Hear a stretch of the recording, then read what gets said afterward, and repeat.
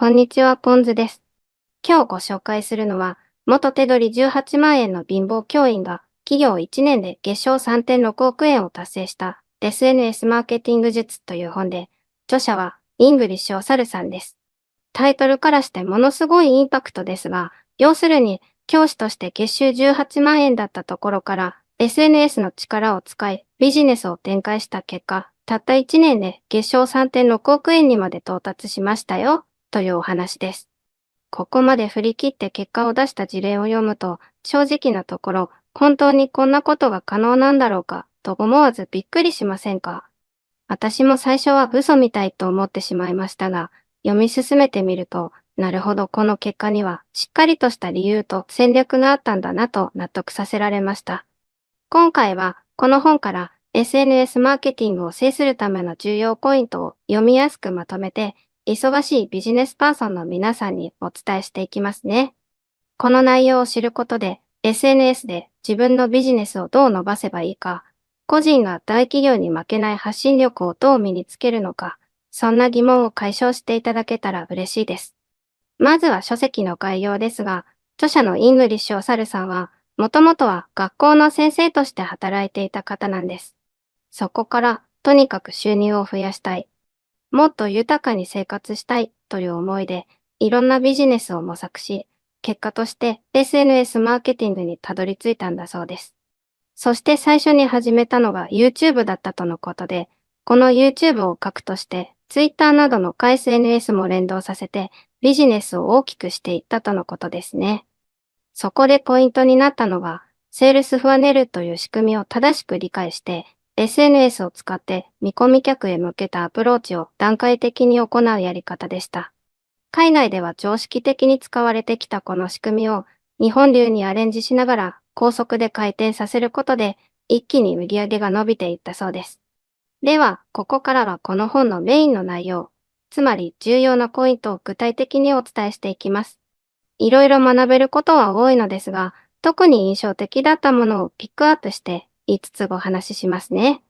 ポイント1、YouTube こそが最強の営業マンになる。これは著者が繰り返し強調しているところで、SNS を使ってビジネスをするなら、まず YouTube に力を注ぎましょうというメッセージなんです。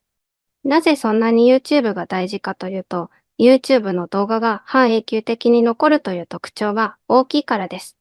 Twitter や Instagram ですと、投稿はどんどん流れていってしまって、タイムラインの奥底にうずもれがちですよね。ところが YouTube は検索してもらえば古い動画でもちゃんと視聴されますし、何より一本の動画が広がって多くの人に長期的に再生されるポテンシャルがあります。さらに著者曰く、顔出しをしなくても大丈夫、毎日更新しなくても OK というハードルを下げる方法も多いんだそうです。例えばアニメ風の動画やホワイトボードアニメーションを使ったり、ナレーションだけを流したり、いろんなやり方があるので、自分には無理かもと心配しなくていいということですね。ポイントに、セールスファネルを理解して、安売りをしないビジネスを伸ばすには、単にフォロワーやチャンネル登録者を増やすだけではなくて、その後の収益化の流れをきちんと考える必要があります。この本では、特にセールスファネルを構築するというところが大きな鍵になっています。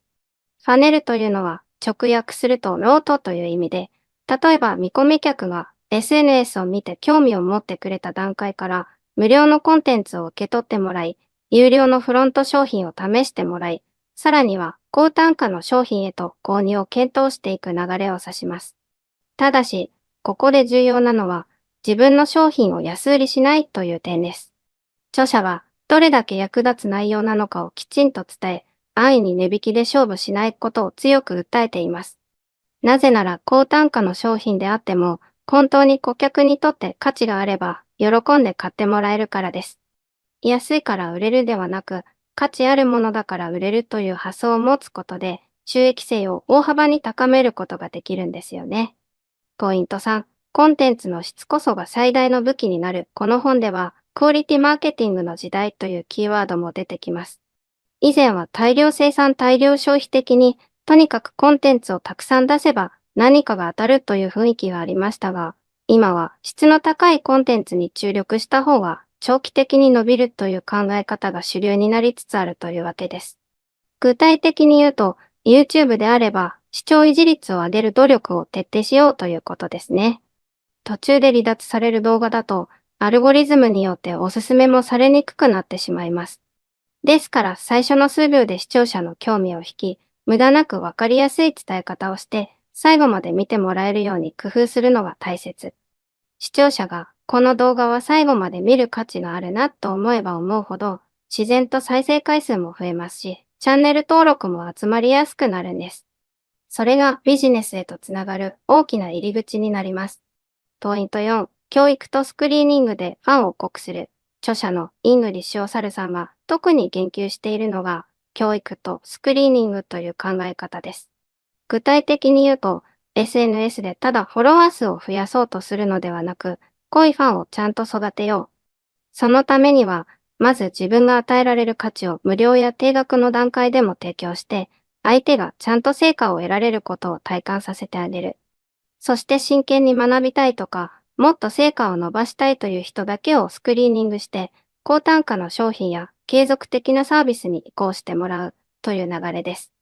やはり誰にでも高額商品を売ろうとすると、クレームにつながったり不満が高まったりするものですが、丁寧に信頼関係を作っていけば、むしろ双方にとってハッピーなビジネスが成り立つと言えます。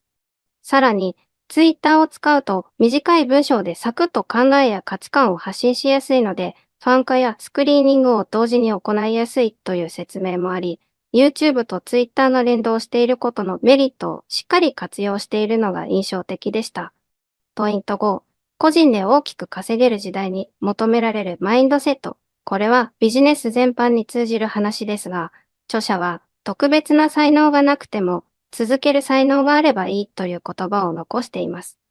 実際にイングリッシュオサルさん自身は最初から何か華々しいスキルを持っていたわけではないと語っています。それでも実際に成果が出るまで粘り強く行動を続ける、うまくいっている人とのつながりを大切にする、自分が得意とする部分を伸ばしながら、苦手な部分は外部の協力をうまく活用して補うといったマインドで歩みを進めた結果、1年で月賞3.6億円という驚異的な数字を叩き出せたそうです。あと、ポジティブな人ばかりでなく、ネガティブな人も強くなれるというのも説得力があります。ネガティブだからこそリスク回避が得意で、慎重に準備を進められる。そこに SNS のスピード感が加わると、結果が生まれやすくなるというわけですね。これなら性格的に自信がない方にもヒントになりますし、自分なんかには無理だろうなと思いがちな人も希望が持てるかもしれません。ここまでが本書のメインのポイントのうち、特に私が大事だなと感じたところです。では次に少しだけ注意点を挙げておきます。と言っても大きなデメリットは書かれていないのですが、あえて言うなら SNS を活用するには初期段階での学習量や情報取捨選択力が必要になるということですね。この本にもあるように SNS マーケティング関連の情報は正直玉石混交です。ちょっと検索すれば SNS で稼ぐ方法みたいな怪しいコンテンツも山ほど出てきてしまう。ですから、本当に信用できる筋から学ばないと、お金や時間を浪費しかねません。イングリッシュオサルさんも、SNS 周りの怪しい人たちには気をつけよう、と警告してくれています。短期間で結果を出すためには、実績ある人のノウハウを参考にするのが近道なんですが、全く知識がゼロだと、その見極めが難しいんですよね。ですから、この本だけでなく、他の評判の良い書籍や、信頼のおける人の無料コンテンツなども並行して学習していくのがおすすめです。さて、最後にまとめをしますと、この本は一言で言えば、SNS を軸に自分の強みをコンテンツ化し、濃いファンを育て、高単価商品やリピート購入につなげていく具体的な戦略法です。しかもその戦略は、実際にご本人が結果を出しているからこそ説得力がありますよね。私も読んでみて、とにかくまず YouTube を頑張りたいという思いが強まりましたし、Twitter などのSNS も連動してファンを濃くしていく流れは、まさに今の時代に合ったやり方だと感じます。月賞3.6億円という金額だけを目標にしてしまうと、ちょっと浮世離れした印象があるかもしれませんが、それよりも、誰でも SNS の恩恵を受けられる時代、個人が大きな影響力を持てる時代が来ているという事実をまず受け止めて、そこから自分なりに何を取り入れられるのか考えるのが大切なのかなと思います。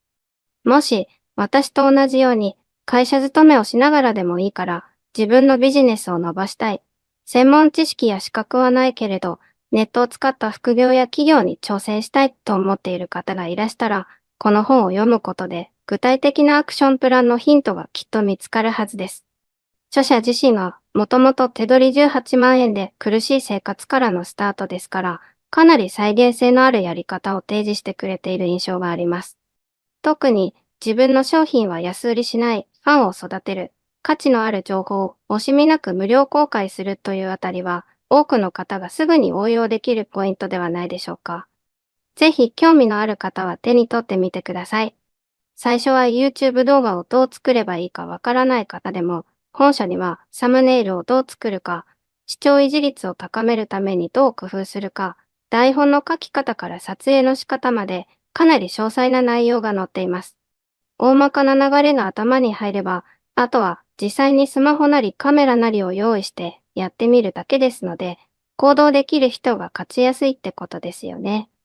私も読んでいて、これはすぐに試せそうと思う小ネタがたくさんあったので、ぜひ皆さんも一緒に実践してみましょう。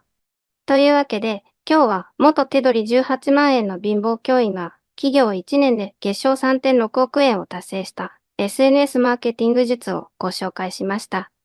SNS 時代ならではのビジネスの伸ばし方やセールスファネルの組み立て方、そして何より自分の価値をしっかりアピールしていくマインドが身につく良書だと思います。これを機に皆さんも SNS を活用してビジネスの可能性を広げてみてはいかがでしょうか。これからもこんな感じで教養になる本を紹介していきますので、よかったらチャンネル登録お願いします。また紹介してほしい本があればコメントで教えてください。では、ポンズでした。また次回の動画でお会いしましょうね。